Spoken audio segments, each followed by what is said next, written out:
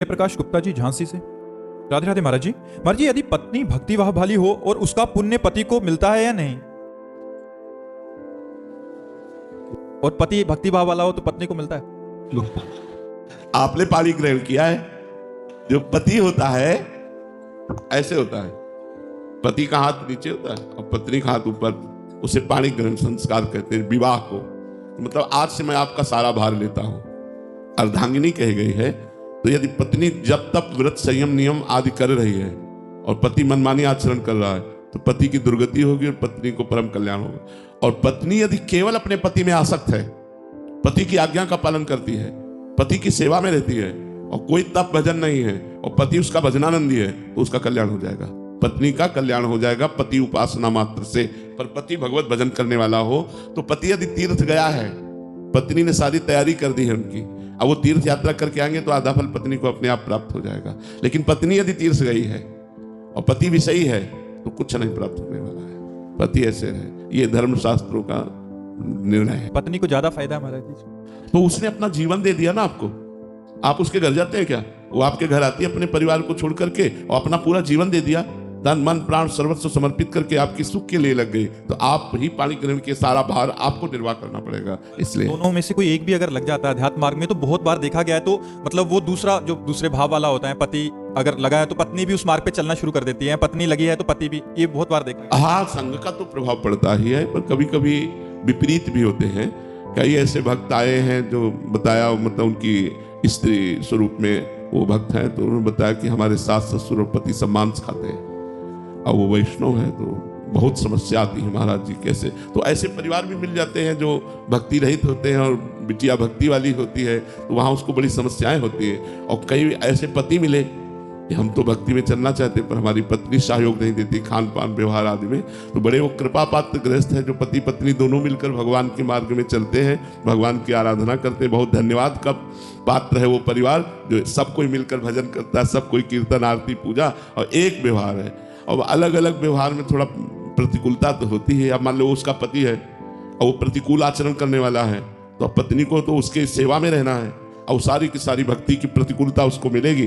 पर धन्यवाद पात्र है कि यदि वो ऐसी प्रतिकूलता में भक्ति कर ले जाए तो भगवान की विशेष कृपा प्राप्त होती है। महाराज जी, जैसे कोई पति अगर गलत व्यवहार करता है, गलत कर्म बन जाते हैं, तो पत्नी को भी उसका कर्म का दंड मिलेगा? मतलब ऐसी विपरीत दूसरे का कर्मों का फल नहीं है? नहीं, और ना पत्नी के पाप कर्म करने से पति को दंड मिलेगा।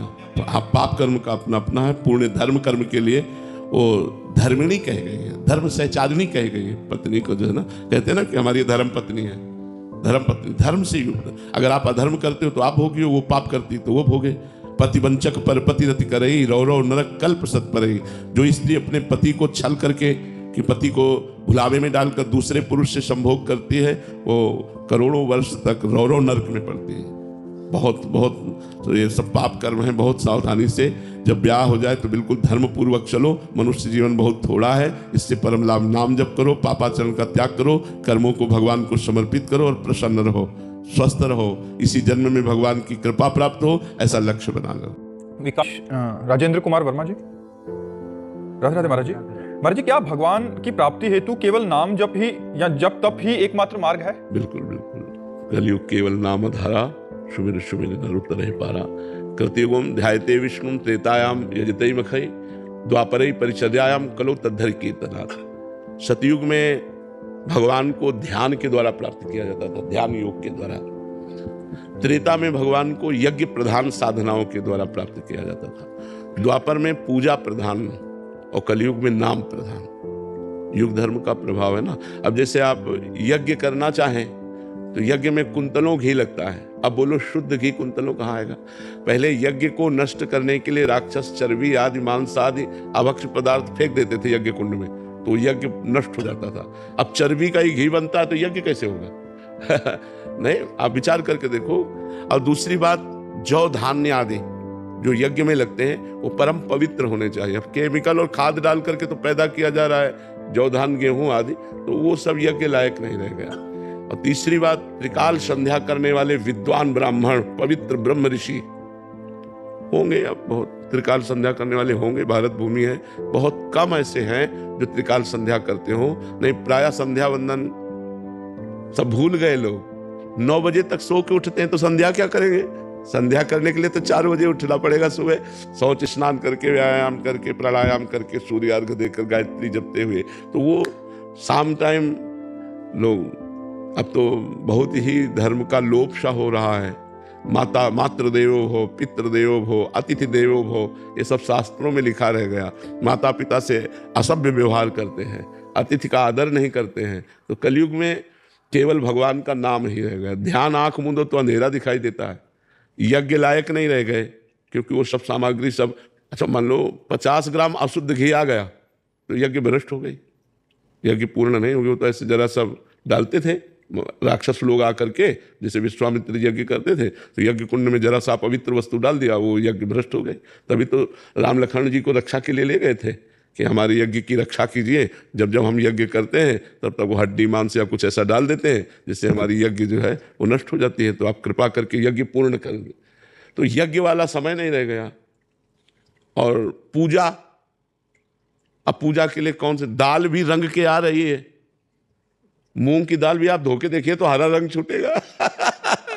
मतलब कोई फल ऐसा नहीं जो केमिकल से पोषित ना हो रहा हो, केमिकल से पोषित। तो पूजा का भी डामाडोल है, पूजा से भी भगवत प्राप्ति। अब एक रह गया जो निर्विकार है और निर्विकार कर देगा। राधा राधा, राम राम, कृष्ण कृष्ण, हरि हरि। इसमें न पैसा लगता है और न मिलावट है, परम शुद्ध सच्चिदानंद भगवान का नाम। और ये नहीं कि केवल कलयुग में ही, चहुजुग चहुश्रुति नाम प्रभाव। चहुजुग चहुश्रुति, चारों वेदों में और चारों युगों में चहुजुग चहुश्रुति नाम प्रभाव। लोकहु वेद ना अनुपाव।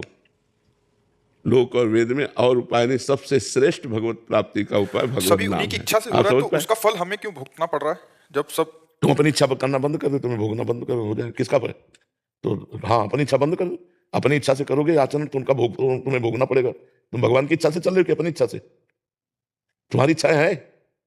मेरे को तो लगता है कि अंदर से जो भाव उठते हैं, क्या भगवान की इच्छा मन मन मन है। जब तक मन नहीं मर जाता, भगवदानंद को प्राप्त नहीं होता, तब तक जीव को कर्म का भोग भोगना पड़ेगा। अवश्य में भोग तब्यम कृतम कर्म शुभा शुभम। करता बनो तुम और भगवान के ऊपर छोड़ दो तो फिर भोगना पड़ेगा। ऐसा थोड़ी, अच्छा करोगे अच्छा भोगना पड़ेगा, बुरा करोगे बुरा भोगना पड़ेगा। और जब मन और अहंकार भगवान को समर्पित हो जाता है तो जीवन मुक्त हो जाता है। फिर कोई पाप नहीं लगेगा। पूरे विश्व का भंडारा हो जाए तो कोई उसे पुण्य नहीं मिलेगा। कर्ता भाव रहित होना, तभी तो कर्ता भाव से हो।